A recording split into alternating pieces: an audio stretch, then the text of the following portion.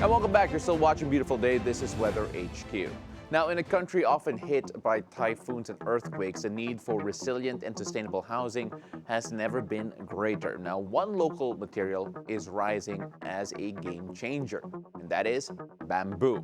Now, at the Regional Bamboo Summit in Abra, experts highlighted its potential as a mainstream, eco-friendly, and affordable construction material.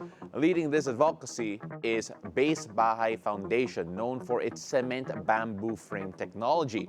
Now, it is a combination of Filipino craftsmanship and modern engineering that builds strong and sustainable homes. Now, joining us via Zoom to talk more about this green innovation is Luis Felipe Lopez, the General Manager of BASE Bahay Foundation Incorporated. Good morning, Mr. Lopez, and welcome to Beautiful Day. Good morning, and thank you for having me today here. It's a pleasure to share this All time. all right, so let's talk about the inspiration here of BASE Bahay to explore and invest in bamboo as a mainstream construction material. We mentioned it a while ago, a cement bamboo frame technology. Just what is it all about, and what is the inspiration behind using bamboo? Okay, so BASE Bahay was established in 2014 here in the Philippines. It was an initiative on an European foundation called the Hilti Foundation, based in Liechtenstein, as a small country between Switzerland and Austria. And the main idea was to tackle two big problems that humanity has right now. One is the housing gap, so the housing deficit. In the Philippines, we are talking about 6.57 millions of deficit. And aside of that, the other problem that humanity is having right now is climate change. Mhm. So construction industry right now is responsible of 38% of the carbon emissions every year. And this is because we are using too much concrete and too much steel. So using the materials, sustainable and local materials, we can reduce the impact of the construction in the climate change. So we want to tackle those two problems. That was the inspiration. Well, you mentioned concrete and steel, but then right now we're also putting bamboo into the mix. When you compare the materials between bamboo, concrete, and steel, what can we glean? What can we use to make sure that the buildings that you do construct, especially the houses, actually are comparable in both strength and durability? Yeah, so we used to have the wrong conception that bamboo is a weak material. This is because basically you can get it easily, but Mm. that's totally opposite. So bamboo is a very strong material, and compared with concrete, has same compression capacity as concrete, but third times lighter. And compared with the steel, has a very good performance. Also, it's like as better as the best wood that you can get from the forest, Mhm. but with the difference that grows so fast. Only 3 years you need to wait until bamboo is ready for harvest and use in construction. So with this material you can build houses that stand typhoons. I let me tell you, we have been built more than 1,500 homes in the Philippines during the last 10 years, and more than 600 have been impacted by typhoons with nothing to report. So we don't have Mhm. any damage and houses impacted by typhoons. And instead, in terms of the earthquake, for example, this is a very light construction system. So earthquakes affect more the heavy constructions like concrete, and lighter constructions like bamboo or this 7 bamboo frame technology performs much better. Our houses in Davao, we have 36 two-story houses in Davao that were impacted by the earthquake last week, and they are intact. Mhm. So, in other words, we already have proof of concept when it comes to resilience to earthquakes. You mentioned a while ago about the resilience of bamboo, but one of your technologies here, at least basing it on the words, does combine the word cement and bamboo, focusing on cement bamboo frame technology. So, what is that exactly, and what makes it unique? Yeah.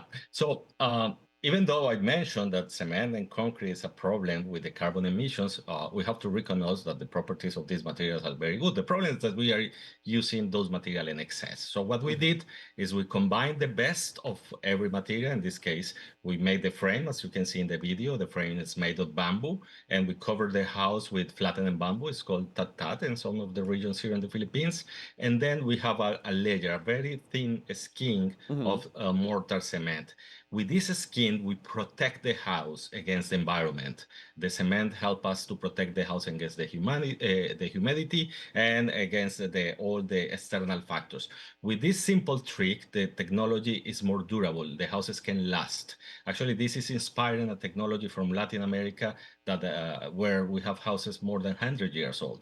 So the concept of temporary construction with bamboo is not anymore relevant. When we take a look at bamboo, we also have to look at least the perceived negatives when it comes to using this technology. So bamboo is also hit by pests. You talk about termites, you talk about other factors when it comes to rotting wood of certain trees. Now, when you take a look at that particular aspect of the material, is that still a concern given what you are doing to mix and match different materials to make this a more sustainable option? Not anymore. Actually, we have invested a lot in research to develop the treatment methods to protect the bamboo against bok and anay, the typical insects that eat bamboo in the Philippines. And with that, we can guarantee the durability and the protection of the bamboos. But every material has its strengths and weakness. For example, steel is nobody is questioning steel, is saying that steel is the poor man's material. But if you don't protect your steel with anti-corrosion and things, it will totally deteriorate it by corrosion in 1 year. So you need to, like in steel, you need to take measures. So you cannot use bamboo that is untreated. You need to use bamboo that is mature enough. So there is some technical aspects that you need to follow and procediments that you need to follow to get bamboo that is high quality for construction. We at BASE follow all those steps to guarantee the bamboo is strong enough, but also protected against insects. So it is not just as if there's bamboo nearby, we're going to use that immediately and expect the same result as what you are doing with BASE Bahay Incorporated. So right now, I'm sure a lot of people are now wondering when it comes to the cost. There's a lot of research that comes into it, a lot of treatment. There's a process, and in fact, there's a certain technology required to put up a house of your particular standards. Just how much more affordable is it compared to conventional materials, or is there an added premium cost because of the process? That's the better part. Actually, it's cheaper than conventional materials. Our houses and direct costs, I mean, labor and materials, could be between 20 to 30% lower in cost. We're talking about a technology that only allows us to build 1 and 2 story houses, and we can compare this with 1 and 2 story houses made with CHB concrete hollow blocks, and the prices are lower. So we say that, or we can guarantee that the houses are cheaper, resist typhoons, and resist earthquakes. So the full package complete. What would it take for this particular method to become more mainstream in the Philippines? Is there enough manufacturing capacity to actually cater to a wider range of clientele? And of course, could it be used for commercial buildings as well, compared to what we've seen so far in the footage, which is mostly residential? Yeah, so 10 years ago, when we started BASE Bahay, there was not treatment facilities, technical treatment facilities in the country. So we have a lot of problems to get material with the quality that we need for our pilot houses in Iloilo City at that time. 10 years later, we have helped others to set their treatment facilities with all the standards that we require for our houses. And right now, we have 9 treatment facilities across the country. So you can find treatment facilities in Quezon Isabela in the north. You can find treatment facilities in Polomolok and southern Cotabato and Davao. So all the country in Visayas. And these facilities has the capacity to produce bamboos to build 2,000 homes per year. So something incredible.